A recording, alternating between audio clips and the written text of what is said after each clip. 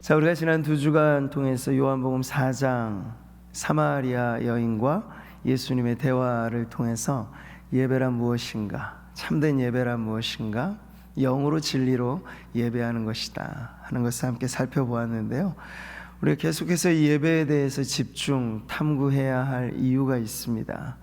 왜냐하면 성도들에게, 교회에게 있어서 예배란 다른 어떠한 사역, 활동과 비교할 수 없는 가치로서 중요한 것이기 때문입니다. 성경은 말씀합니다. 이르시되 나의 성도들을 내 앞에 모으라. 그들은 제사로 나와 언약한 이들이니라 하시도다. 이 말씀을 보면요, 예배를 통해서 교회는 하나님의 언약 백성된 그런 자신의 정체성을 드러내게 된다는 거예요. 그러니까 다른 걸 다 잘해도, 다른 게 아주 훌륭해도 예배가 바로 서 있지 못한 교회는 언약 백성된 정체성이 바로 서 있지 못한 교회라 할 수 있는 거죠. 자, 예배가 이토록 중요하기 때문에 예배에는 걸맞은 준비가 필요한 거예요. 여러분, 사업상에 만약 중요한 미팅이 있다고 해보세요. 시간을 놓칠 수 있겠습니까? 그럴 수 없겠죠. 격식에 어울리는 옷도 입고 만반의 준비를 할 것이란 말이에요. 맞선 자리에 혹 나가는 시간이 된다면 5분, 10분 훨씬 일찍 갈 거겠죠. 그러니까 어떤 가벼운 나들이를 하더라도 우리는 평상시와 다르게 준비를 합니다. 근데 예배는요, 하나님과의 만남입니다. 그러니까 하나님과의 만남의 자리가 예배이기 때문에 우리가 지금껏 해오시는 것처럼 예배의 시간을 맞춘다, 잘 준비된 어떤 우리의 준비를 한다, 개회에서부터 축도까지 예배의 이 순서를 지킨다, 이것은 너무나 중요한 부분일 겁니다. 왜냐하면 예수님께서 말씀하시기를 아버지께 참되게 예배하는 자들, 그들은 영과 진리로 예배할 때가 올 것이라고 하셨거든요. 그냥 예배하는 자들 아니에요. 습관에 따라 예배하는 자들 아닙니다. 참되게 예배하는 자들이 정말 하나님이 찾으시는 예배자라는 뜻이죠. 그래서 우리는 영으로 진리로 예배한다라고 하는 것이 우리의 내적으로, 우리의 영혼이 깨어있는 예배, 그래서 우리의 마음의 중심이 하나님 받으심직한, 그러니까 우리가 예배하는 대상이 영이신 하나님이에요. 눈에 보이는 사람하고는 다르다고요. 영이신 하나님이기 때문에 영적인 본질로서 우리 안에, 우리의 속사람이라고 말하는 우리의 영혼이 하나님 앞에 깨어 있어야 된다는 거죠. 그리고 이런 예배는 진리의 말씀, 그 진정성이 아주 중요한 부분이라서 영과 진리는 어느 하나를 선택할 문제가 아니라 두 가지가 똑같이 공존해야 하나님께 참된 예배를 드릴 수 있다는 것이 지난 시간 예수님께서 가르쳐 주신 말씀이었습니다. 자, 오늘 우리는 영으로 드리는 참된 예배를 한 번 더 살펴볼 것인데요, 오늘 함께 읽은 말씀은 다윗의 참회시로 잘 알려진 시편 51편 말씀입니다. 이 말씀 안에 담겨져 있는 귀한 뜻을 통해서 상한 심령의 예배자로 오늘도 또 앞으로도 예배하는 자리에서 하나님 앞에 나아가는 우리 모든 성도님들 되시기를 축복합니다. 주께서는 제사를 기뻐하지 아니하시나니, 오늘 말씀은 이렇게 시작하죠. 그렇지 아니하면 내가 드렸을 것이라. 주는 번제를 기뻐하지 아니하시리이다. 여러분, 이 다윗의 고백은 매우 충격적인 말입니다. 당시 구약의 모든 예배는 제사의 방식 이외에 다른 것이 아니었어요. 짐승을 통해 바치는 희생제사, 번제라든지 모든 이 속죄 제사에는요, 바로 그러한 예배의 고정된 형식이 있었습니다. 율법을 따라 거의 모든 물건이 피로써 정결하게 되나니 피 흘림이 없은즉 사함이 없느니라. 그래서 구약의 중요한 모든 제사들에는 피 흘림이 있죠. 그리고 짐승이 죽고 그 제물로서 하나님 앞에 바쳐지는 그런 제사가 드려졌다는 거예요. 여기엔 바로 피 흘림이라고 하는 속죄 의식이 반드시 있었다는 이야기입니다. 죄 문제를 해결하기 위해서는 우리가 어때요? 누군가 돈을 빌린 것이 있으면 갚아야 되잖아요. 근데 죄라고 하는 건 마치 그런 부채, 해결해야 할 빚으로 비유될 수 있습니다. 속전이라는 말을 쓰는 건 이 죄를 해결하기 위한 그러한 돈의 개념으로 표현이 되는 거예요. 속량도 마찬가지. 노예를 우리가 사거나 해서 그의 노예된 상태를 해결해주는 그런 의미가 다 있다는 거죠. 자, 그런데 죄의 가장 심각한 문제에는요, 바로 생명의 문제가 있어요. 왜냐하면 죄가 일으킨 가장 근본된 가장 최악의 문제가 사망이기 때문에 그렇습니다. 그래서 이 사망, 죄의 값으로 지불해야 될 사망을 해결한다는 건 어때요? 생명의 값이 지불되어야 한다는 거죠. 구약의 모든 제사에는 그런 생명이 바쳐졌습니다. 제물의 생명이었죠. 물론 제사를 드리는 백성들의 형편에 따라 제물은 좀 달라질 수 있습니다만 반드시 하나님께서 원하시는 제사는 피 흘림이 필요하다. 왜요? 이 죄의 삭은 사망인데 사망의 값을 지불하며 거룩하신 하나님과의 관계가 다시 맺어질 수 있기 때문인 거죠. 자, 이 때문에 예수님께서 이 땅에 오셨을 때 예수님은 자신의 몸을 생명의 떡이라고 말씀하셨고 자기의 피를 생명의 물로서 혹은 언약의 피로서 말씀을 하셨어요. 그래서 주님이 오신 가장 중요한 목적, 우리가 앞으로 두고 있는 교회의 절기로서 고난주간과 이 부활주일이 맞닿아져 있는 이것이 아주 중요하거든요.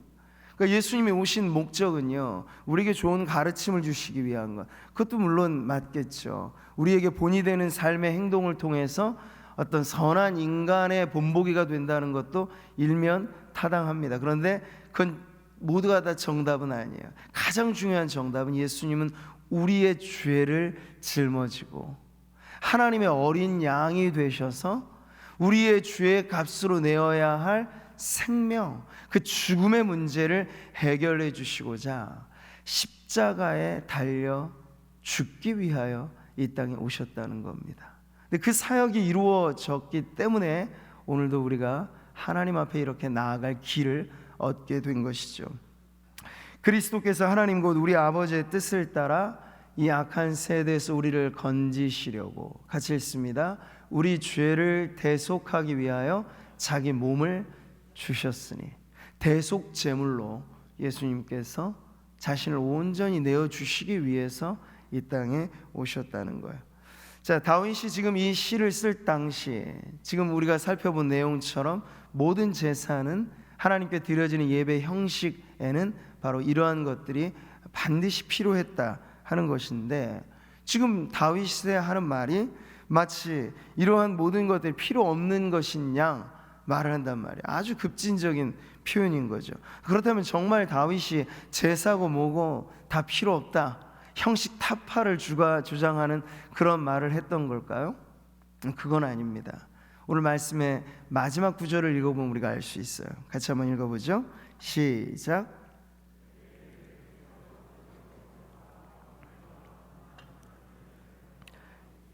그때 그들이 수소를 주의 제단에 드리리다.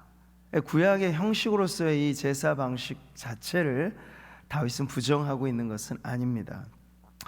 다만 이제 중요한 내용은 그거예요. 이 외적인 형식으로서의 제사, 성전의 모든 양식과 제사의 모든 방식은 다 하나님의 말씀대로 사실은 주어진 것이거든요. 근데 그 격식에 맞춰서 드려지는 이 외적인 제사의 방식이 내적인 본질, 그 안에 채워져 있어야 될 내용과 함께 하나님 앞에 드려져야 하나님께 바쳐지는 온전한 제사, 온전한 예배가 될 수 있다는 거죠. 그런 지금 형식 안에 있어야 할 바로 그것을 가르쳐주고 있는 겁니다. 예배자의 마음, 예수님께서 영으로 예배하는 자라고 말씀하셨을 때 그 영성에 관해서 말씀하고 있는 거죠. 자, 하나님께서 기뻐하시는 예배는 형식과 그 안을 채우는 내용 모두가 함께 있어야 할 것인데, 가만 비교해 보면 형식이 아무리 그럴싸하더라도 정말 중요한 건 내용이라고 하는 점에서의 또 경중은 분명 있을 겁니다. 누군가 우리에게 보배함을 선물로 줬어요. 그럼 우리가 기대하기로는 그 안에 뭔가 있겠지.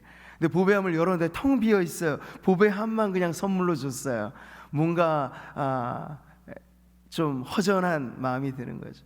포장지가 아주 그럴싸하고 박스도 큰데 그 안을 열어봤더니 자그만 빼빼로 하나 이렇게 들어있다면 내용과 형식이 어울리지 않는 것이라 할 수 있겠어요.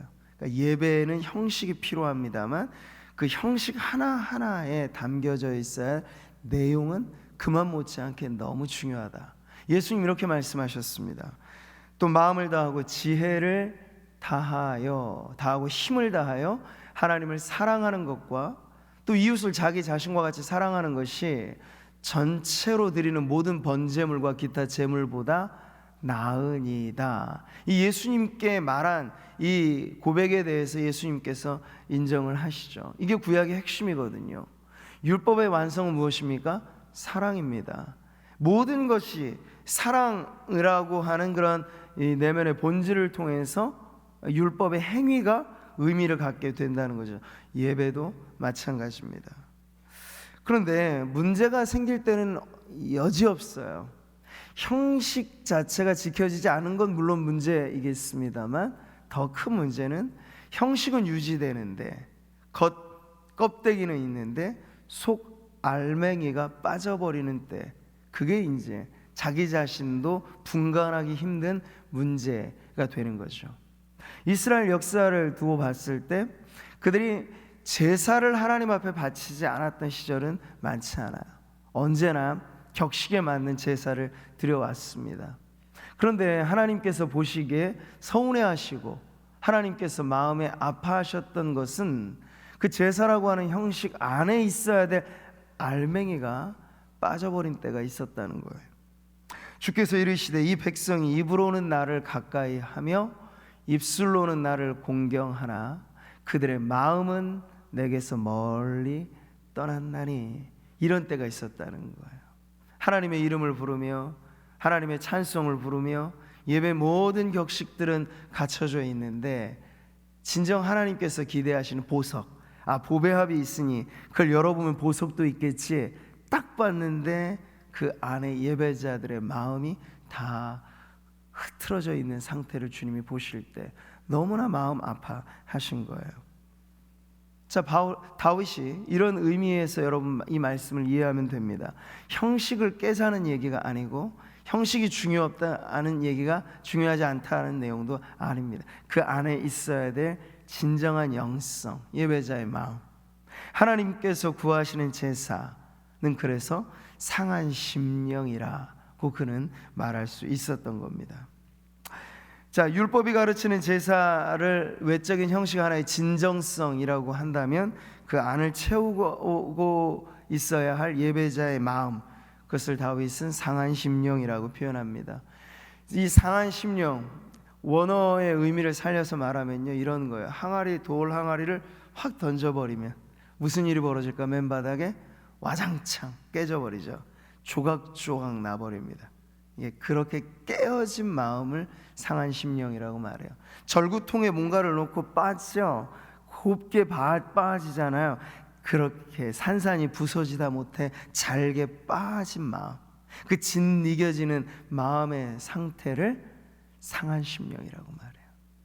그러니까 이 표현 그대로 의미를 우리가 한번 생각해 보면 하나님이 이렇게 산산이 깨어질 때 우리의 마음이란 어떤 것일까요? 애통이고 가난이고 아픔인 거죠. 하나님 그런 마음을 지금 찾고 계시다는 거예요. 굳이 다윗이 많고 많은 의미 중에 왜 이렇게 깨어진 마음을 하나님이 원하신다고 표현했을까? 그냥 마음이 올바른 예배가 중요합니다 라는 정도로도 될 텐데요. 올바른 마음, 깨끗한 마음, 이런 것들을 표현해도 될 텐데요. 그런 단어를 쓰지 않았어요. 다윗은 딱 골라서 가장 정확한 의미의 단어를 거기다 넣은 건데 그게 바로 상한 심령. 자, 여기에 바로 시편 51편을 통해서 다윗이 깨달은 진리가 무엇인가 하는 것이 나오는 거죠. 시편 51편에는요 이 시가 쓰여질 당시의 표제, 상황을 설명하는 표제가 있어요. 그게 바로 다윗이 밧세바와 동침한 후 선지자 나단이 그에게 왔을 때, 이런 긴 이 상황 설명의 표제가 붙어 있습니다. 자, 역사서로 말하자면요 이때의 역사는 사무엘하 11장 12장에 나와 있는 말씀이에요. 여러분이 한번 가서 꼭 읽어보세요. 그 유명한 사건, 바울이 밧세바를 범하고 간음하는 사건, 그리고 그의 남편이었던 충신 우리아를 모의해서 모살하는 그러한 끔찍한 죄를 저지르는 현장이 바로 그 말씀에 담겨 있습니다. 자, 이때 다윗, 그의 왕정은 아주 든든히 서 있습니다. 왕위가 아주 견고했습니다. 그의 궁정도 화려했고 그의 보좌도 아름다웠습니다. 백성들로부터 듣는 평판도 매우 좋았습니다. 그런데 바로 그때, 모든 것이 부족하지 않아 보였을 그때 다윗이 큰 문제를 일으키는 거예요. 그는 왕으로서 자신의 절대 권력을 이용해서 해서는 안 될 죄를 범하죠. 바로 그의 충신 우리아의 아내였던 밧세바를 범하는 거예요. 간음의 죄를 저질렀습니다. 이것도 모자랐어. 이 사실을 무마하고 덮으려고 우리아를 죽음의 자리에 내모는, 거의 다윗의 계획하에 우리아를 죽게 만드는 살인죄까지를 범하게 된 것이죠. 백성들의 존경을 한 몸에 받고 부국강병한 나라를 세워갔던 이 다윗 안에 감춰진 죄가 지금 이 순간부터 그 안에서 어떻게 역사하는가를 보는 거죠. 이 일이 있고서도 다윗은 좀처럼 회개하지 않습니다.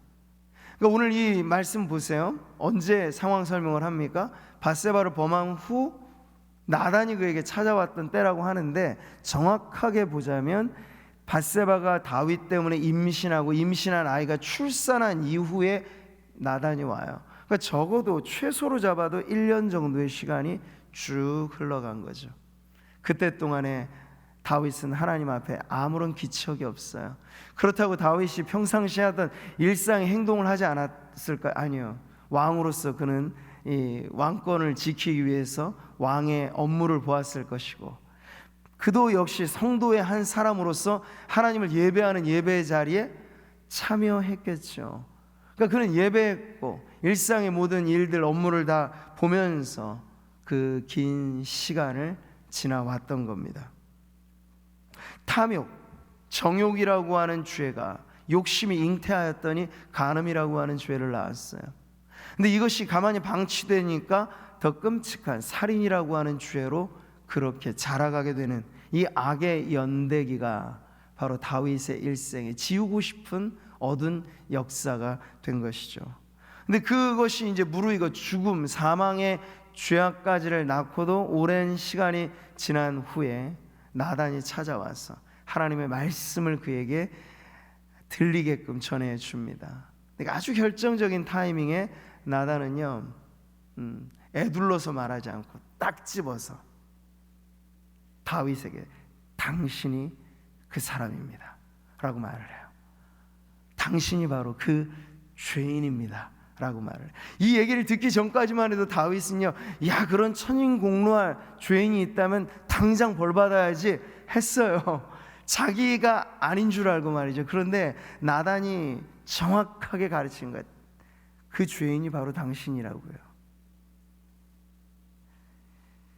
자, 속사포처럼 이어지는 이 나단의 말씀에서 하나님은 그제사 다윗이 먼저 꺼내야 했던 이 죄의 문제를 감추고 있었던 다윗에게 대한 하나님의 마음을 이렇게 표현합니다. 어찌하여 내가 여호와의 말씀을 업신여기고 나보기에 악을 행하였느냐. 이게 하나님의 말씀인 거예요. 다윗에게 대한. 순종이 제사보다 낫고 듣는 것이 순양의 기름보다 낫다는 것, 이게 사울 왕이 들었던 하나님의 말씀이거든요. 그 역시도 예배에 실패한 왕이었어요. 근데 다윗도 지금 까딱 잘못하면 사울 왕의 전철을 밟게 됐어요. 하나님 보시기엔 똑같은 거예요. 지금 죄 가운데 있는 다윗은 하나님을 업신여기고 하나님 앞에 죄를 짓고도 죄인 아닌 척하고 있었던 거죠. 다윗은 그때 확 들켜버린 자신의 죄, 야 이거 누가 알겠어 라고 생각했던 거거든요. 그리고 알았다 한들 누가 감히 나한테 이 죄를 묻겠어, 아마 그는 그렇게 생각했을지도 몰라요. 근데 하나님이 물으시는 거야. 하나님이 바로 네가 그 죄인이라고 몰아가시니까 그래서 다윗이 깨닫게 되고, 그리고 전에 없던 변화가 일어나죠. 사무엘하 말씀은 이런 변화를 말씀하고 있습니다. 같이 읽어볼까요? 다윗이 나단에게 이르되 내가 여호와께 죄를 범하였노라. 오늘 시편 51편 1절부터 우리가 쭉 읽어보면요 알 수 있어요. 죄, 내 죄 온통 죄로 범벅이 되어져 있는 시가 시편 51편이에요. 그리고 나서 이 모든 깨달음을 가지고 나서 다윗이 하나님 앞에 고백하는 말, 하나님께서 구하시는 제사는 상한 심령입니다 라는 이 말을 하는 거죠. 그 전까지 우리는 보는 거예요. 경과된 그 시간 동안 다윗이 이실직고하지 않았던, 죄는 죄로 계속해서 자라만 가는데 마치 그 자라가는 죄를 잘 길들일 수 있을 거다, 애완짐승을 기르는 것처럼 그렇게 착각하고 내버려뒀던 다윗 안에 무슨 문제가 벌어진 겁니까? 마음의 문제가 벌어진 거예요. 어떻게 벌어졌습니까? 마음이 단단해지는 그런 문제가 벌어진 거죠. 완고함이라는 건 바로 그런 거예요. 완고한 심령 안에는 이내 하나님의 은혜 앞에 감동을 받기가 어려운 거죠. 그래서 모든 것들이 다 우리에게 갖춰져는 있어요. 반듯해요. 그런데 하나님의 은혜를 생각하고 주님의 사랑을 생각하고 나를 향한 주님의 희생, 주님의 그 모든 것들에 대하여 진정 우리의 마음에 일어나야 할 감동의 물결이 이내 일어나지 않는, 그게 바로 돌처럼 굳어진 이 마음인 거죠. 그래서 다윗이 다른 많은 표현이 있음에도 불구하고 하나님이 원하시는 예배자의 마음은 이것입니다 라고 말했을 때 산산이 부서진 마음이라고 표현하는 것, 돌처럼 굳어진 자신의 마음이 죄 때문에 말이에요.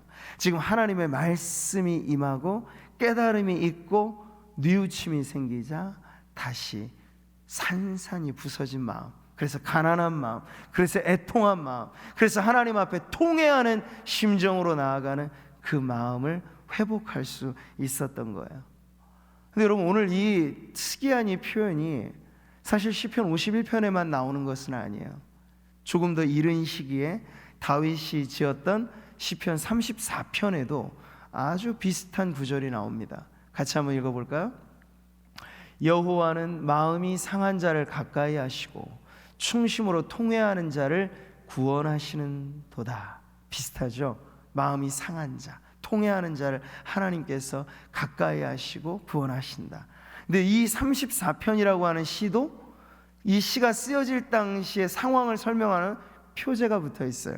그 표제를 보면 다윗이 아비멜렉 앞에서 미친 채 하다가 쫓겨나서 지은 시라고 해요.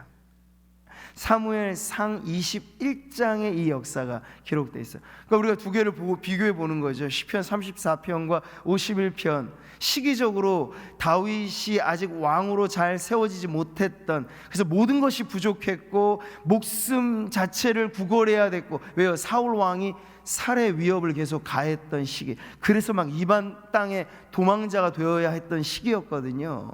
다윗은 아무것도, 절체절명의 위기 앞에 그를 도와줄 사람조차 변변치 않았어요. 그랬을 때 다윗은 어떤 마음을 가졌습니까? 상하고 통회하는 마음을 가졌던 거예요. 하나님 앞에 절절하게 그의 마음이 하나님 앞에 애통해하면서 애원하면서 가난한 마음으로 나아갔던 그때 그 시절이 있었던 거죠. 그런데 이제 왕권이 서고 나는 부자라, 나는 모자란 것이 없다, 라오디게아 교회 성도들의 말처럼 그는 외형이 번듯하고 성도의 자격을 갖추고 있고 이 모든 것이 있었을 때 다윗은 정작 마음, 상한 심령을 원하신다는 하나님의 그 원함을 잊고 살았다 하는 것이에요. 세월이 흘러서 고생했던 날들은 지나간 옛날이 되어버리고 지금은 어느 것 하나 부족한 것 없는 성공의 정점에 이르렀을 때 다윗은 죄로 인하여 변질된 마음을 깨닫지 못했다 하는 것이죠. 그러니 그는 예배를 드리고 또 드려왔지만 자신의 소견에 오른 대로 자기의 만족을 채우는 수단으로 그 예배를 활용하였을 뿐, 예배를 통하여 있어야 될 하나님과의 교감, 만남, 하나님의 임재의식, 이런 것들에 관하여서는 다윗은 철저히 문외한처럼 그렇게 살게 되었던 겁니다. 이제 하나님의 말씀이 그의 마음을 단단하게 굳어진 그 마음을 격파시켜 놓으시자 다시 예전에 순수했던 그 초심의 마음이 깨달아진 거예요. 내가 그때 아비멜렉 앞에 죽을 위기를 모면하기 위하여 맨정신을 갖고도 미친 채 않을 정도로 위급했던 상황에 나는 느끼지 않았던가? 하나님 앞에 상한 심령을, 깨어지고 부서진 그 공경 속에 나는 맛보지 않았던가? 하나님의 임재를, 하나님의 가까이 하심을. 그런데 그가 정작 왕이 되고 나서, 왕권이 강화되고 나서 그는 그 마음에서 멀리 멀어졌던 것을 깨닫고 다시금 그 마음으로 돌아오는 이 표현이 바로 오늘 우리가 읽은 이 말씀의 내용입니다. 하나님께서 구하시는 제사는 상한 심령이라. 사랑하는 성도 여러분, 영으로 드리는 참된 예배, 그것은 예배자의 마음의 문제입니다. 그러니까 오해하지 마셔야 돼요. 지금 모든 내용은 형식이 중요하지 않다, 절차가 필요 없다, 그걸 말하는 것 아니에요. 다 중요하죠. 격식, 우리가 하나님 앞에서 갖추어야 될 격식도 당연히 필요하죠. 이게 진정성 있는 예배의 의미거든요. 그런데 그것만 가지고는 안 된다는 걸 지금 강조하는 거예요. 우리에게 있어 사실 형식의 문제가 될 만한 오래된 성도들은 별로 없어요. 우리 모두 시간을 지키기엔 아주 철저할 수 있어요. 개회로부터 축도까지 예배, 온전한 예배의 형식은 우리 모두가 중요하게 생각해요. 그런데 하나 그 안을 채워야 할 마음에 대해서는 어떠신가 하는 걸 오늘 말씀을 통해 우리가 스스로 자가 진단을 해봐야 된다는 거예요. 코로나19 때 우리가 요즘에 늘상 하는 게 열을 체크하고 어디 갈 때마다 자기 준비할 마스크 채우고 하면서 자가 진단을 하잖아요. 그런 것처럼 예배하러 나올 때마다 사실 우리가 자가 진단을 해야 돼요. 내가 예배 시간 늦으면 안 되지, 이것 중요하고, 예배 드릴 예물을 잘 준비해야지, 이것도 필요하고. 그런데 보이지 않는 내 마음, 하나님이 구하시는 상한 심령이라고 하는 겸손하게 깨어지고 부서진 마음, 이 마음 역시도 없어서는 안 될 이 참된 예배의 핵심이라고 하는 것입니다. 근데 생각해 보세요. 우리에게 어려운 건 뭘까요? 옷에 때 묻은 거는 잘 보이니까 털면 돼요. 머리가 좀 헝클어져 있으면 거울을 보고 잘 다듬으면 돼요. 근데 마음은 잘 안 보이는 거예요. 제가 딱 이렇게 성도님들을 두고 봬도요, 마음이 어떠신지는 저는 몰라요. 하나님만 아시죠. 그리고 자기도 아는데 문제는 죄가 뒤범벅이 되어져 있으면 영적인 민감성이 상당히 떨어지게 된다는 거, 죄에 대한 예민한 감각이 사라지게 된다는 거죠. 그래서 죄는 한 번 지을 때 무서운 거예요. 근데 두 번이 되고 세 번이 되죠, 그건 감각이 무뎌지는 거예요. 지금 보세요. N번방, 요즘에 우리 회자되고 있는 국민이 경악에 맞지 않는 그런 성범죄자들의 이야기를 보세요. 그 사람들은 근데 눈 하나 깜짝 안 해요. 포토라인에 서서도 당당하게 얘기해요. 죄는 그런 습성이 있어요. 우리가 죄에 대하여 길들인다고 생각하지만 반대예요. 죄가 우리를 길들여요. 우리의 양심을 무디게 만들어요. 성도들도 죄가 우리 안에 또아리를 틀게끔 가만히 내버려 두고 그걸 방치시키게 되면요, 우리의 마음, 보이지 않아 잘 점검이 되지 않은 우리의 마음이 완전히 뒤죽박죽되고 헝클어져 있고, 하나님 보실 때 정말 내치고 싶은, 라오디게아 교회에 대하여 주님이 말씀하셨잖아요. 내가 정말 토하여 버리고 싶다 너희들. 차지도 덥지도 않은 그 미지근한 마음, 주님이 그렇게까지도 표현하시는데 정작 누구는 몰라요? 그들은 몰라요. 주님 말씀 듣기 전까지만 해도 우리는 문제없다, 반듯하다, 교회인 그들이 그렇게 말을 했다고요. 예. 만물보다 거짓되고 심히 부패한 것, 이게 사람의 마음이라고 성경은 말씀합니다. 그래서 누가 능히 이를 알리오마는, 자기도 몰라요. 그래서 자기도 기만당하기 쉬운 게 죄 문제입니다. 타인을 속이기란 사실 너무나 쉬워요. 왜? 우리는 겉사람밖에는 사실 잘 못 보니까. 자, 그래서 여러분, 악이 그 얼굴은 사실 매우 평범한 얼굴을 갖고 있다라는 이야기가 나오는 거죠. 우리는 악, 죄라고 하면 이 뿔 달리고 꼬리 있는 그런 흉측한 모습, 야, 죄인이라고 하면 적어도 막 우리가 연상하는 막 옛날 조직폭력배 뭐 생각하면 어깨 이렇게 있고 흉터도 나고 막 우락부락 그런 사람들에 대해서 연상하잖아요. 근데 여러분, 이번에 엠번방 사건을 보면서 포토라인에 선 젊은이를 우리가 볼 때 많은 사람들이 그 첫인상에 놀랐어요. 전혀 흉악범죄자처럼 생기지는 않았던 거예요. 그냥 이웃집 청년 정도? 그렇게만 보이는 그 사람이 실제로 사이버상에서는 악랄한 극악무도한 성범죄자였다는 사실에 사람들이 깜짝 뒤집어지는 거죠. 2차 세계대전 당시에 그런 일이 있었습니다. 히틀러의 명령을 받아서 유태인 대학살을 실제로 진두지휘한 집행권을 가지고 그 일을 진행했던 사람이 아돌프 아이히만이라는 사람이에요. 2차 대전이 끝나고 그가 수배 명령을 받아 체포됐습니다. 1급 전범으로 체포가 돼서 예루살렘에서 집행된 재판에서 교수형을 언도받고 사형에 처합니다. 근데 이것이 세간의 놀라운 뉴스거리였기 때문에 한 철학자가 밀착 취재 특파원의 자격으로 예루살렘 법정에 가서 이 아이히만의 법정을 그대로 보고서 형태로 뉴요커라고 하는 잡지에 기재를 했어요. 그게 나중에 묶여서 책으로 나왔는데 예루살렘의 아이히만이라는 책으로 나왔어요. 근데 사람들이 그때 그 이야기들을 통해서 놀랐던 건, 아이히만이 체포되고 법정에 서서 그가 극악무도한 죄인이라고 하는 것이 밝혀졌을 때 사람들은 그의 얼굴을 보면서 전혀 죄인의 얼굴 같지 않은 그저 평범한 한 사람을 보고 놀란 거예요. 그저 평범한, 옆집 이웃 아저씨처럼 그저 평범하게 생긴 그 한 사람이 수 없는 유태인들을 정말 끔찍하게 대학살시킨 전범이었다고 하는 것에 놀라요. 그래서 그 법정에 출두했던 증인으로서 유태인 대학살의 현장에서 살아남은 생존자가 말이에요, 법정에서 그 사람을 보고 졸도해 버립니다. 재판장이, 야, 옛날에 악몽이 되살아나서 저렇게 기절해 버린 거구나. 깨어나서 그런데 물었는데 의외의 답이 주어졌어요.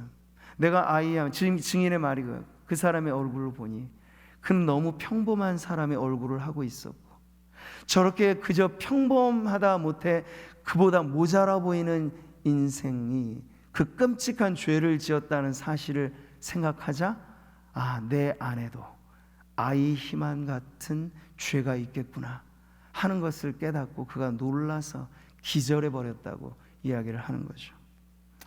여기서 나온 말이 악의 평범성이에요. 다윗이 왜 1년이 넘는 세월 동안에 몰랐던 걸까요? 다윗이 하나님 믿지 않은 사람이에요? 아니요. 다윗은 정말 목동 시절부터, 어린 시절부터 줄곧 성경의 여러 인물들 중에 정말 귀감이 되는 사람 몇 꼽아서 손 안에 꼽히는 인물이 다윗 아닙니까? 근데 그런 다윗조차도 하나님께서 그를 깨워놓는 강력한 말씀을 들려주셔야 비로소 깨달을 만큼 죄라고 하는 건 엄청나게 무서운 거라는 거야. 그 성도이든 성도가 아니든 죄가 그 안에 도사리게 되면 마음이 굳어지기란 시간 문제.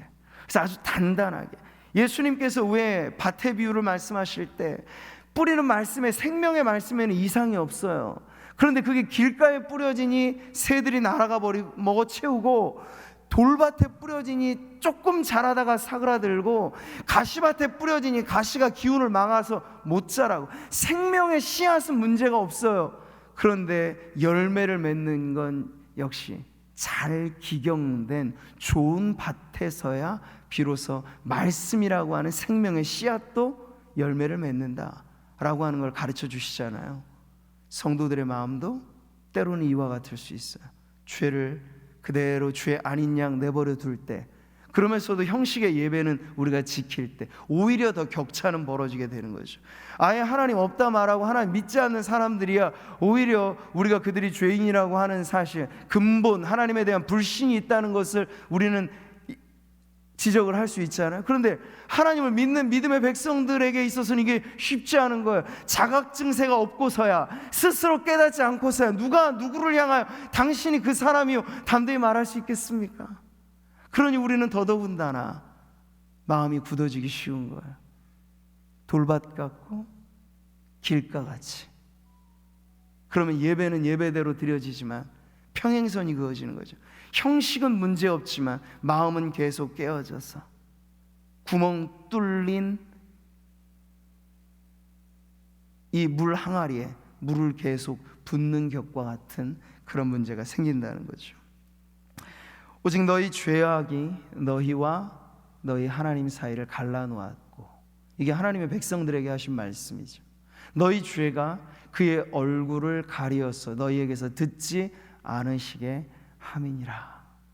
사랑하는 성도 여러분, 예배하는 자리는 하나님을 기뻐해야 하는 자리임에 틀림없습니다. 근데 이 기쁨은요, 말초적인 즐거움과는 다른 것이에요. 설교자로서 제가 여러분을 웃기는 좋은 이야기거리를 들려주고 유모를 하고, 그래서 여러분 예배 시간에 서로 웃는 그런 웃음을 가지고 기쁨이라고 말을 하는 것 아니고요, 하나님 앞에 구원받은 즐거움이죠. 그래서 다윗도 오늘 시편 51편에서 주여 내 안에 정직한 마음을 새롭게, 구원의 즐거움을 회복시키소서 말을 한 거예요. 그가 알았던 거죠. 내가 지난 날들을 돌아보니 예배는 예배대로 잘 지켰지만 내가 죄를 죄대로 하나님 앞에 고백하고 아뢰고 회개하지 않았던 그 시절, 뭔가 빠져있는 듯한 그 느낌, 그것이 바로 구원으로 인한 즐거움이 내 안에 점점 사라졌던 것이구나 깨닫고 하나님 앞에 그것을 되찾기 위해서 기도하였던 것이에요.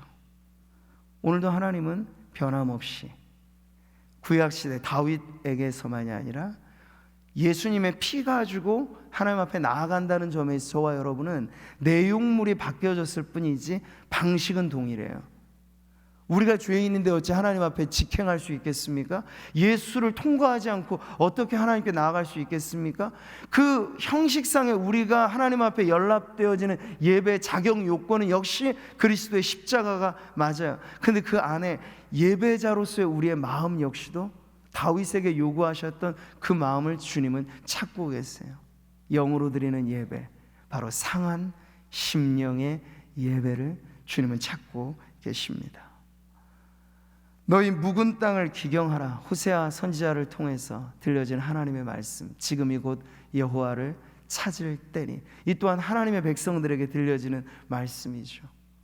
오늘 주일을 지켜 거룩한 이 예배의 시간과 자리에서 또 온라인 예배로 함께 동참하는 모든 성도님들 안에 오늘 저와 여러분 이와 같이 묵은 땅과 같이 우리의 마음이 굳어져 있다면 그건 자각 증상을 통해서 알 수 있어요.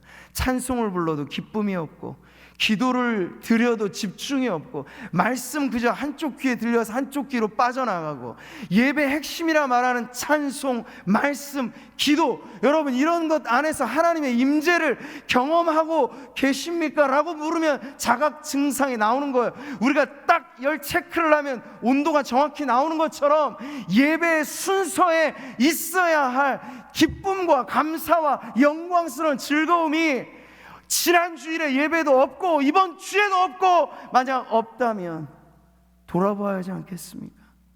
하나님, 제가 분명 하나님이 제정해 주신 주일날 번듯한 시간과 공간과 형식을 지켜 이렇게 예배합니다만 내 안에 구원의 즐거움이 없는 까닭은 무엇입니까? 그러면서 우리는 다시 들여다보는 거죠. 밖이 아니라 이제는 믿음의 눈으로 우리 안을 살피면서 내 마음의 상태를 보는 거예요. 주님이 원하시듯 그렇게 내 마음이 부서져 있는지를 보는 거죠. 복되다 말씀하신 그 마음. 가난한 자, 심령이 가난한 자는 복이 있나니. 우리가 34편의 시편과 비교해 봤잖아요. 다윗이 없고 부족했을 때는요, 다 그 안에 이건 있었어요. 상한 심령, 깨어지고 부서진 마음, 안타까운 그 심정 말이죠.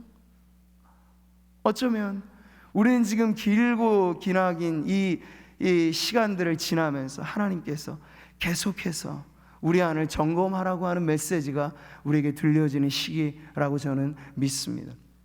전염병은 전염병대로 퇴치되어야 마땅하고, 우리는 이 부분을 가지고 간절히 기도합니다만, 그렇게 전염병으로 지나는 시간만으로 보내기에 지금의 성도들이 경험하는 이 문제는 너무나 심각한 것이에요.